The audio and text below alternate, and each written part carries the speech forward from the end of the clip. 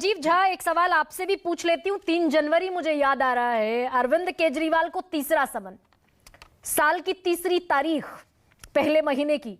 CBI के interrogation को अरविंद केजरीवाल ने 8 से 9 घंटा फेस किया, सैकड़ों सवाल पूछे गए और ये खुद अरविंद केजरीवाल ने अभी कन्फेस किया।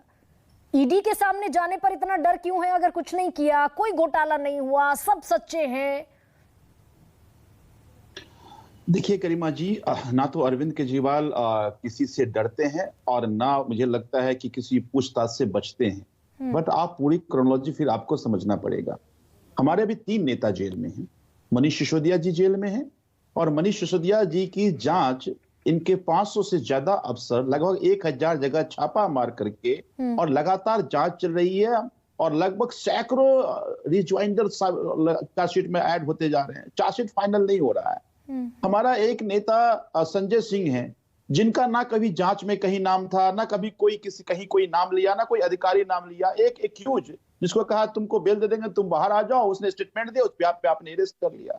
तो इसका मतलब है कि आप पॉलिटिकल वेंडेटा ले रहे हैं। नहीं, मैंने सवाल दूसरा पूछा था संजीव झा। मैंने सवाल ये पूछा कि भाई संजय सिंह को तो कोई नोटिस नहीं मिला था, कोई समन नहीं मिला। 4 अक्टूबर को छापेमारी हुई और सेम डे अरेस्टिंग हो गई शाम को। तो अरविंद केजरीवाल अगर सत्यवादी है, कोई घोटाला नहीं हुआ, तो पेश होने से डर क्यों है? नहीं, आपने कहा, अरविंद केजरीवाल जी ने कहीं नहीं कहा कि हम पेश होना नहीं चाहते। हमारा ये लीगल राइट है। अरविंद केजरीवाल जी आम आदमी पार्टी के नेशनल कन्वीनर हैं। अरविंद केजरीवाल जी दिल्ली के मुख्यमंत्री हैं। अरविंद केजरीवाल जी ने ईडी से ये पूछा कि आप किस बेसिस पे बुला रहे हैं, क्योंकि आपने आम आदमी पार्टी को भी पार्टी बनाया है। तो क्या पहली बार कि आम आदमी पार्टी कोई पॉलिटिकल पार्टी बन सकती है? आप नेशनल कन्वीनर होने के नाते हमें बुला रहे हैं, मुख्यमंत्री होने के नाते बुला रहे हैं, या एक्यूज होने के नाते बना रहे हैं? ईडी कोई ऐसा तो नहीं है ना कि ईडी ही फैसला देगी, ईडी ही जांच करेगी और ईडी के पास सारे अधिकार हैं। ईडी की जिम्मेदारी तो बनती है ना कि अगर दिल्ली के मुख्यमंत्री ने ये पूछा है कि किस बेसिस से बुलाया, बताना चाहिए। और ये मेरा लीगल राइट है, संविधान ने मुझे अधिकार दिया है, संविधान ने एक सिटीजन को अधिकार दिया है। तो आप कहते हैं आ जाओ, किस बेसिस पे आ जाओ, क्यों आ जाओ, क्या कैसे बुला रहे हो? इस बात का जवाब 3 लगातार समन आ गए। तीनों समन में लगातार वही बातें जो पहले समन में था। अरविंद केजरीवाल जी के चिट्ठी का उन्होंने जवाब नहीं दिया। तो मुझे लगता है कि जिम्मेदारी ईडी की बनती है, एक बात। दूसरी बात, एक बात समझिए, आपने ईडी क्या ये इंडिपेंडेंट एजेंसी है? एक बात समझिए गरिमा जी, आज भारतीय जनता पार्टी ने डेमोक्रेसी का एक नया टाइप बना दिया। वो डेमोक्रेसी का टाइप है ये मैनेज डेमोक्रेसी। आप कह दीजिए ईडी जांच एजेंसी है, आप कह दीजिए सीबीआई जांच एजेंसी है, आप कह दीजिए डीआई जांच एजेंसी है। नहीं है, ये केवल किरदार है। सारी बातें भारतीय जनता पार्टी के हेड ऑफिस में लिखी जाती है और फिर इनके तमाम लोग टीवी आके झूठ बोलते हैं और फिर जांच का नाटक होता है। नहीं जांच हो रहा है, कोई समय सीमा तो होगा ना।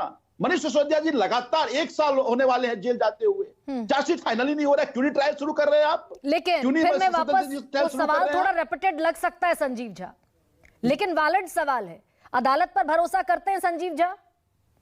देखिए, अदालत भी जांच, अगर अदालत में जांच एजेंसी लगातार कह रही है कि मुझे और चार्जशीट सबमिट करना है, तो अदालत फैसला कैसे दे सकती है? भाई दोस्त, अभी इसी अदालत के जस्टिस ने कहा कि तुमने जो मनीष सिसोदिया के चार्जशीट जो अभी तक बनाया है, इसमें 1 मिनट ट्रायल में नहीं टिका। केस तुम्हारा कहा था कि नहीं कहा था? मैं तो नहीं कहा था, जस्टिस ने कहा था। लेकिन कोर्ट ने यह भी कहा कि जमानत की जो शर्तें हैं पीएमएलए एक्ट की, जमानत की शर्तों को सेक्शन 16 में आप फुलफिल नहीं करते।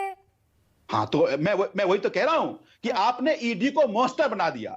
आपने 16, 17, 18 को अमेंडमेंट करके आपने ईडी को ऐसा इंस्टीट्यूशन बना दिया है जो किसी को कभी तक, कितने दिन तक चाहे रख सकता है। तो अगर इस तरह, देखिए आप जो कह रहे हैं, अगर इसी तरह से किसी एजेंसी को मॉन्स्टर बना देंगे तो हो सकता है कि ये विरोध सड़कों पर आपको देखने को मिले। नहीं, लेकिन एक बात और नहीं मिलता है तो आपने इस बात को, संजीव झा, आप इस बात को प्रचारित कर रहे हैं ईडी गिरफ्तार करेगी, ईडी गिरफ्तार करेगी। आतिशी से लेकर सौरभ भारद्वाज से लेकर सब लोगों ने 3 जनवरी से पहले 4 जनवरी को यही सब कहा ना। अगर अरेस्टिंग करनी होती अरविंद केजरीवाल की तो संजय सिंह की तर्ज पर भी हो सकती थी, because enforcement directorate is not bound to serve any notice to the any accused. नहीं, एक बात बताइए आप, हाँ। हम ये कह रहे हैं कि अरविंद केजरीवाल जी ने, आप ये क्यों नहीं कहते कि इन्होंने जो 3 चिट्ठी लिखकर लगातार समन को उन्होंने जवाब दिया है, भाग नहीं रहे। उनके एक वैलिड सवाल हैं। अरविंद केजरीवाल कोई एक कार्यकर्ता, आम कार्यकर्ता नहीं है, केवल एक मंत्री नहीं है। अरविंद केजरीवाल इस पार्टी के, नेशनल पार्टी के राष्ट्रीय संयोजक है। तो अरविंद भारत के केजरीवाल नागरिक दिल्ली ना के मुख्यमंत्री हैं, तो आपको तो मुख्यमंत्री बेसिस तो भी बताना शपथ पड़ेगा लेता ना। है तो संविधान की शपथ लेता है ना। बिल्कुल, और उसी संविधान में जो बात लिखी गई है उसी संविधान सम्मत बात हम कर रहे हैं। हम संविधान के परे कोई बात नहीं कर रहे हैं। आज ईडी जो कर रही है, केंद्र सरकार जो कर रहा है, ये संविधान के परे बात कर रहा है। मैं बार बार कह रहा हूं आपको कि पहले कहा कि भाजपा 300 पार हुई, आज पार्लियामेंट संसद खत्म हो गया, 400 पार संविधान खत्म हो जाएगा। अब देश को तय करना पड़ेगा कि इसी तरह का कोई अराजक सरकार चाहिए या संविधान सम्मत काम हो।